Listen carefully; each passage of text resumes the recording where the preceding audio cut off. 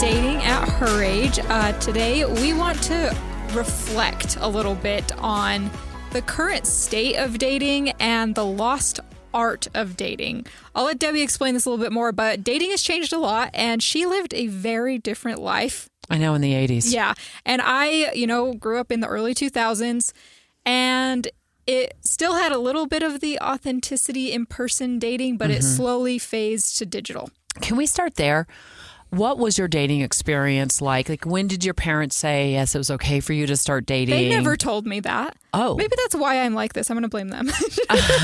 Just kidding. But no, there was no discussion for me, I guess. But I kind of just, I was probably in like 6th grade.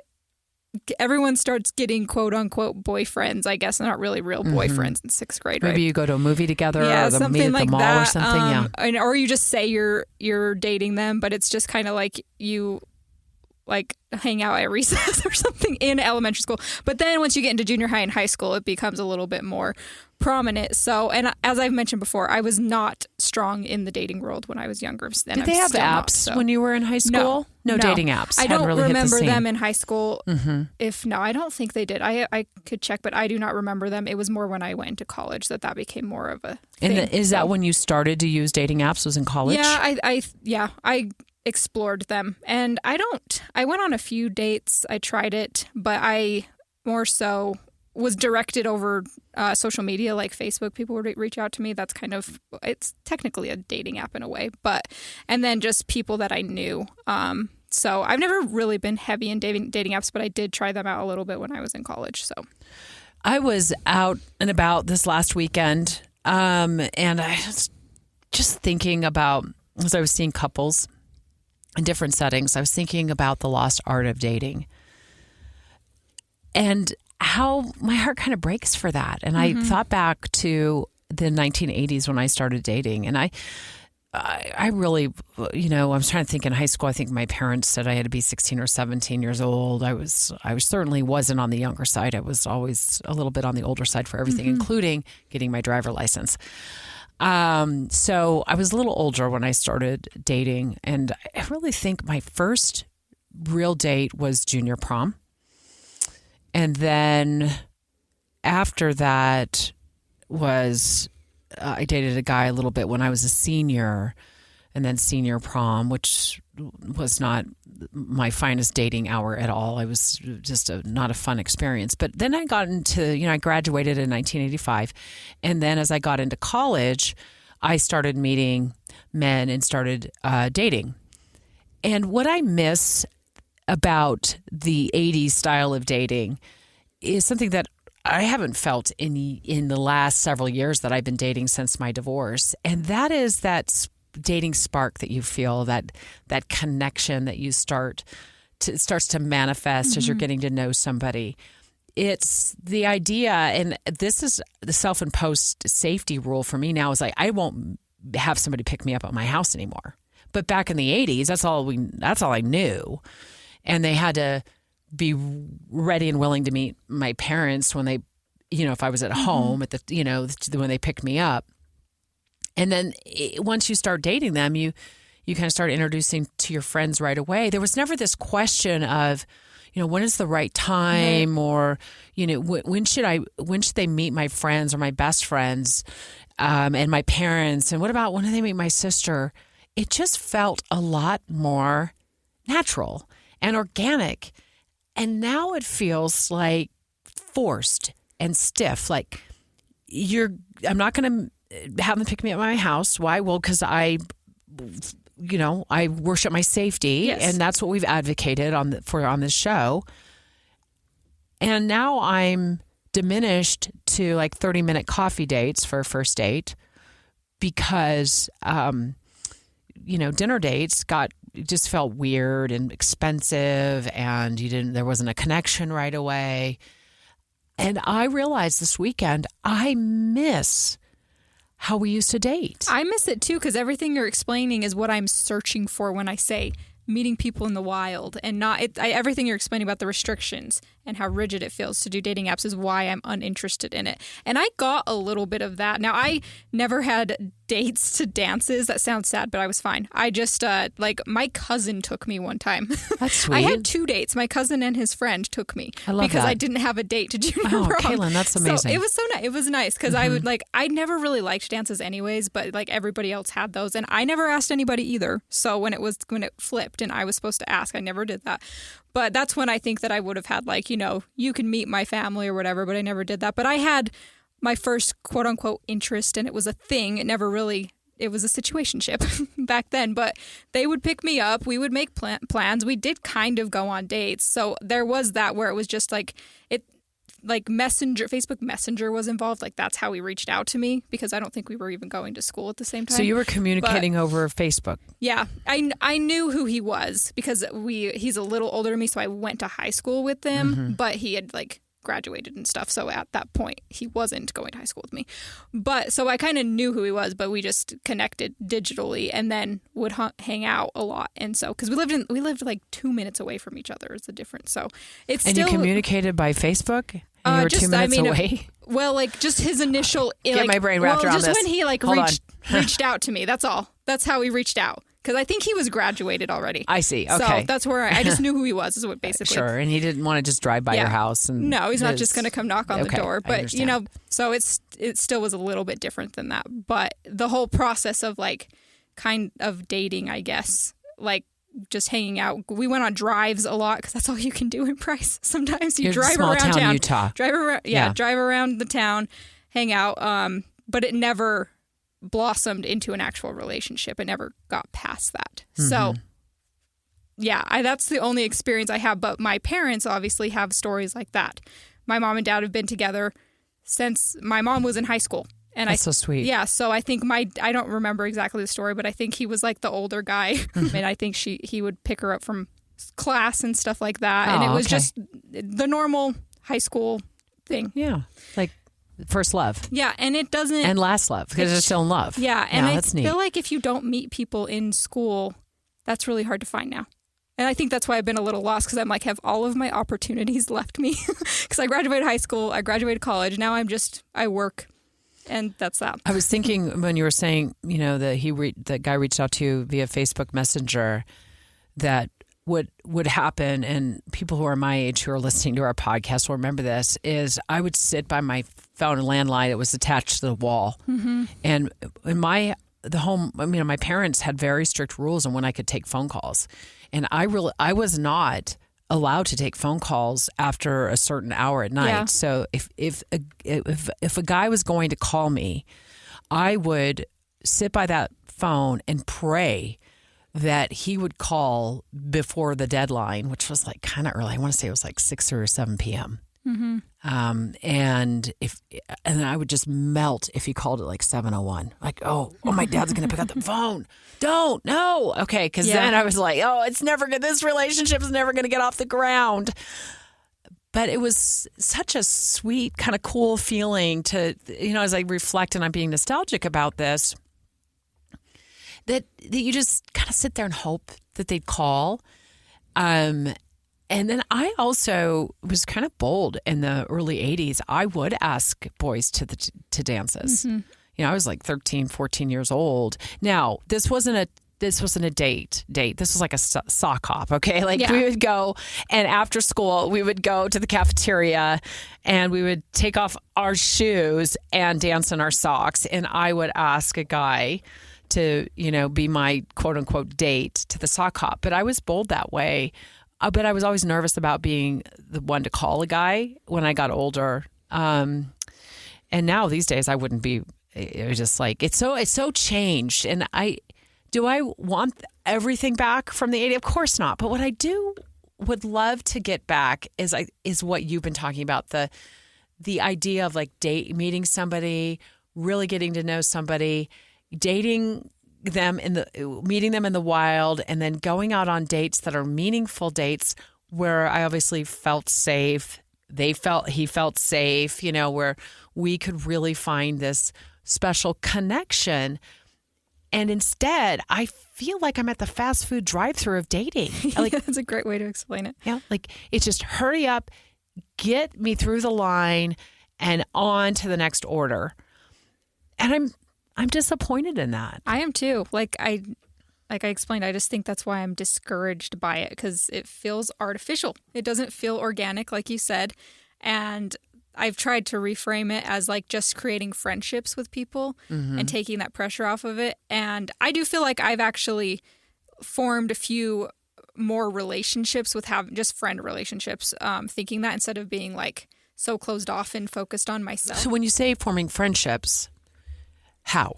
I'm just trying to be open to saying yes to people who are they're kind of already in my lives, but they're kind of already in my life, but I don't necessarily go out and make plans that often just because I'm so in my head, and that's the problem. So saying yes to just an invite to go better my relationship just with my friends and see what, and that can lead to maybe meeting somebody while I'm out.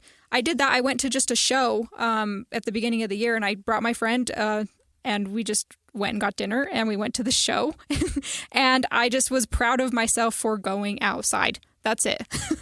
I feel like we get so focused on the digital world of dating, and we're on the dating apps or just even on social media, consumed with other people's lives online and trying to form connection there, or just forgetting that we can form connection in person and putting ourselves in just any sort of event outside, even if it's just with friends you already have, and building those relationships. Because I think that when you put energy into that, it can lead to other connections. Or maybe there's a connection within your friend group that you may not even realize. Right. So it's interesting because as I'm sitting here thinking about the lost art of dating, I realized everything I just said is an about face from where I'm at today, where I meet men, like I talked about. I don't have them pick me up at my house.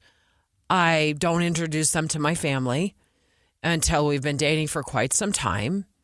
I want there to be 30 to 40-minute coffee dates, and that's enough. And then I make a decision immediately whether it's going to be, and maybe he does too. He obviously does, because a lot of times, I don't get asked for a second date. So obviously he's making a decision. There's not a connection too. But we always make it within 30 to 45 minutes of that decision as to whether this is going to go anywhere and it's worth a second date or a third date. And I don't quite understand how I'm walking around stores just a few days ago and suddenly I'm feeling like I've lost the art of dating, because I thought I knew what I wanted and I knew what I was doing. And then suddenly I'm back in the 1980s in my head going, I really miss like going to not an expensive dinner or a fancy dinner, but something more than a 45-minute coffee date, Which we make those rules for ourselves, as you said. Like the coffee date rule is to keep yourself safe, but also keep it, loose in case they don't show up. Things have certainly changed a lot with that. I think my awareness has certainly changed since I was, late teens, early 20s. The way you explain dating, it used to be fun. It did. It doesn't sound fun. Maybe I just am doing it wrong. I don't know. So I went, when I was this weekend doing my laundry, I went through my clothes just to look at them and see what I'm like. I don't even have anything to wear on a date anymore.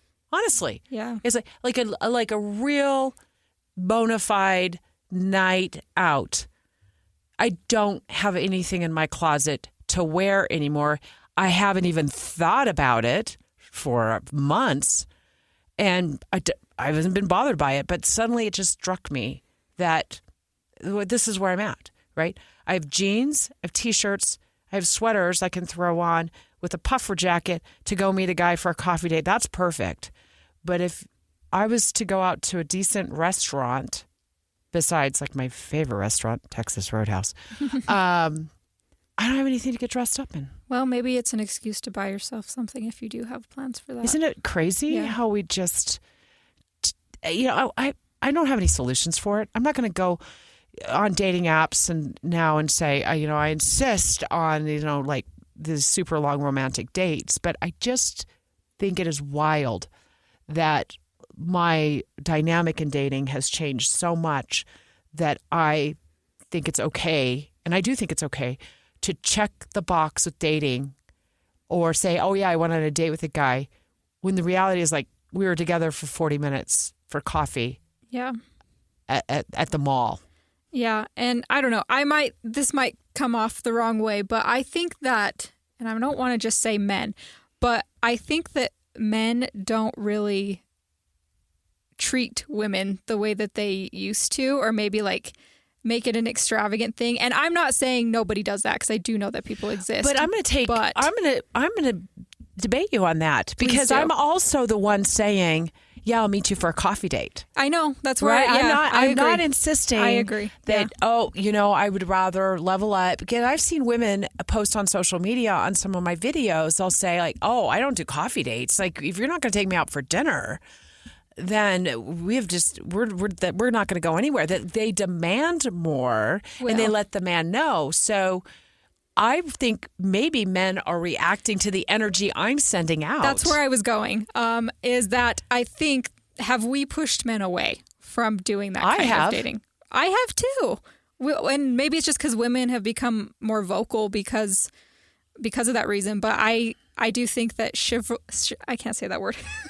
Chivalry. No, don't say that. Don't use that word. Nobody uses that word anymore. Just move on. Well, I just think that I don't see people, I don't know, like my grandparents, like they were just, my grandpa catered to my grandma like all the time. Like, and I don't really want someone to be my servant, you know what I mean? And I'm so hyper independent. We know we've had this conversation, but like, has that been a ripple effect on men from us for kind of being maybe discouraged? Have we stomped them down so hard that they don't want to do this anymore? I think about that a lot, actually. And I try to be very mindful to not, rant at men, because I don't think it's their fault. Yeah.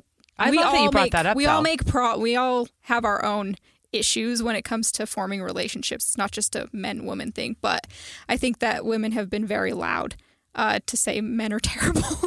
And I'm one of the women, and I'm not say men are terrible. It's just like, these are my boundaries. Yeah. And I mean, I've been very loud about that. But maybe it's too harsh, and you should just, all of us should just kind of loosen up a little bit and just see what comes our way and allow, instead of, being so strict. But I don't know. So if I do go to dinner, I'll probably still meet at the location. That's safety. It's just like you said, when you don't know somebody, like we did in high school, we knew people, we knew their parents, and then now we're just meeting perfect strangers on the internet. We have talked about that. But I do want you to know that you're part of my surveillance posse in the other area of the restaurant while I'm sitting there eating dinner. Yeah, you and like 2 or 3 other of my best female friends, and probably my daughters as well, will be part of the surveillance posse. Yeah. So just so you know, I mean, I'm not all the way across the finish line yet with, getting back, going back to the 80s with how we date. But I miss it. And I realized that this weekend, and it just made me a little bit sad. Well, I think that you can still protect your safety. That's the number one thing, because it is a different time with that. But also, once you're actually out on the date, the experience doesn't have to be so rigid. I feel like we can lighten up in that way on both ends. When we come back, I'm so excited because Caitlyn is going to walk us through how to take the best photos. Are you going to do selfies? Self-portraits. Self-portraits. We don't even call them selfies anymore. They can be selfies. I'm just trying to Self-portraits for our dating profiles. That's next. Welcome back to Dating at Her Age. And Caitlyn, I've been really excited for you to walk us through how to take the best self-portraits. For those of you who don't know, Caitlyn does wedding photography, and she is a beautiful photographer. And you do still and video. Yeah, mainly video, but I do photography as well. And not just weddings, but people like weddings. So there's a lot of them. Of course. She's multi-talented. And so for the next few minutes, you're going to walk us through what you see as the best way to take self-portraits. Yeah, I say self-portraits just because it sounds more official than selfie, because I'm taking it a little bit more seriously, but it can be fun. And you can do it you don't need a camera. If you have a camera, cool, set it up, put a timer. But just on your phone, or if you don't have a phone, have your kid help you, have your child help you. But the first thing to think about when you're taking a self-portrait is you want to diversify the different shots. So you can do a close-up of your face and maybe a full body or a mid-body, something like that. But you want to think about location. And you can do this inside and use your home as the background, or you can do it outside, which I always love to do, and be in nature or just in the city or something like that. But as you're taking a selfie, I guess, you want to make sure that you put some space between you and the background. So you're not just in front of a white wall.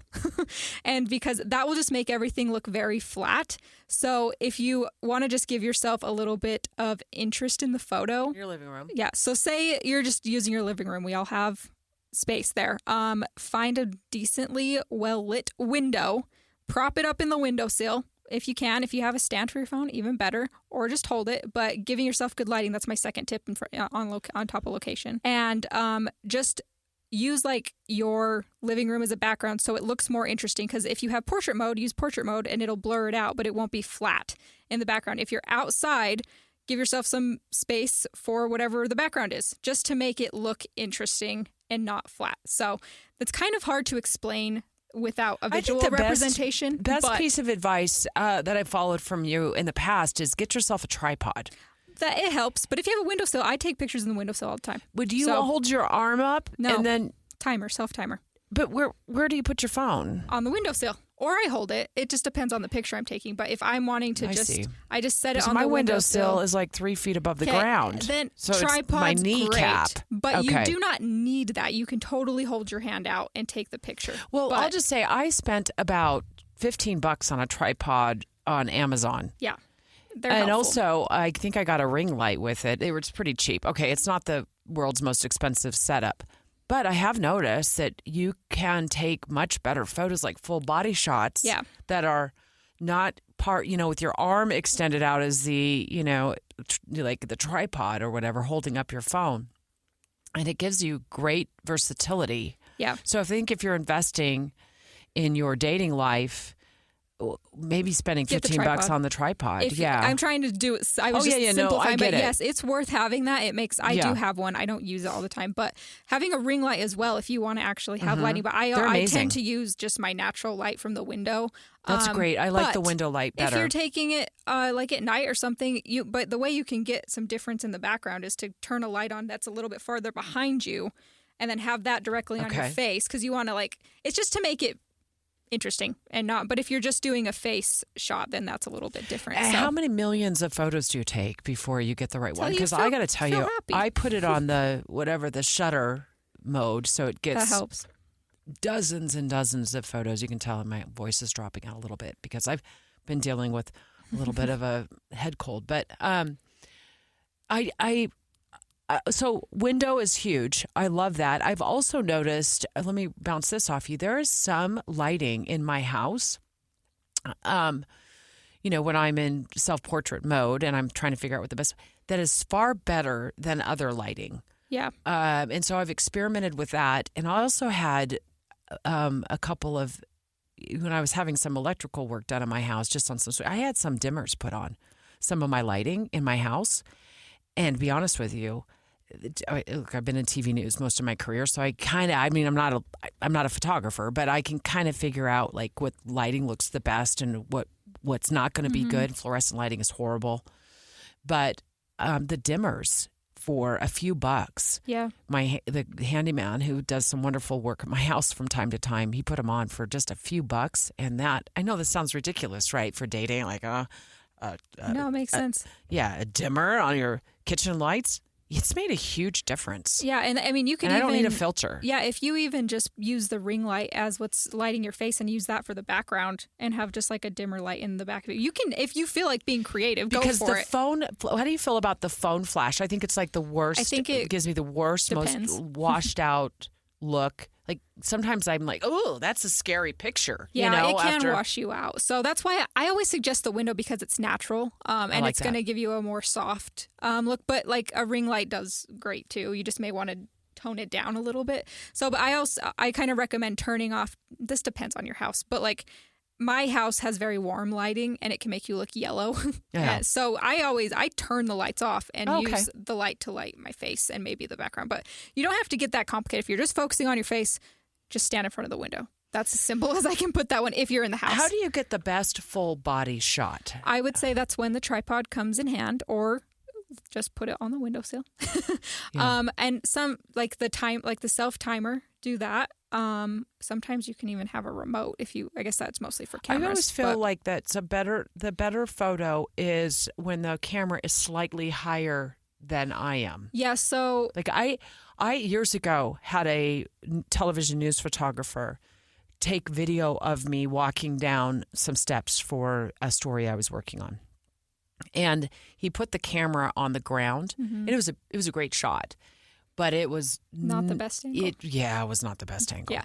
So my boss at the time actually talked to both of us and like, yeah, let's not do that again, because the angle is it's non-flattering. It just is what it is. So is it better from above in your view? I would say slightly above. Okay. That's just my take on it.